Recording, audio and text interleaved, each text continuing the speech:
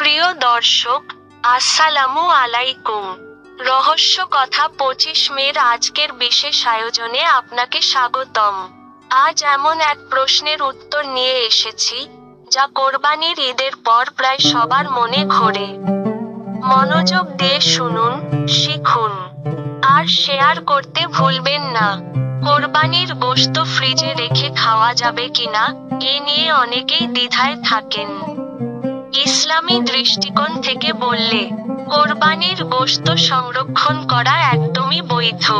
কোরবানির মূল উদ্দেশ্য আল্লাহর সন্তুষ্টি অর্জন, আর আত্মীয় স্বজন, গরিব দুঃখীদের মধ্যে মাংস বিতরণ করা।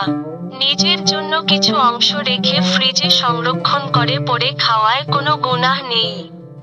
হাদিসের শুরুতে 3 দিনের বেশি সংরক্ষণ করতে নিষেধ ছিল, কারণ তখন চারপাশে দরিদ্র মানুষ বেশি ছিল। পরে নবীজি অনুমতি দেন, তাই এখন 3 দিনের বেশি সংরক্ষণ একদম ঠিক আছে। ফ্রিজ হলো আধুনিক এক নিয়ামত, যা খাবার সংরক্ষণ করে অপচয় রোধ করে। তাই সঠিকভাবে প্যাক করে ফ্রিজে রাখা এবং পরে খাওয়া পুরোপুরি জায়েজ, বরং এটা দায়িত্বশীলতারই অংশ। দর্শক, ভিডিওটি ভালো লাগলে অবশ্যই লাইক দিন, শেয়ার করুন। আর রহস্য কথা 25 মে চ্যানেলটি সাবস্ক্রাইব করতে ভুলবেন না।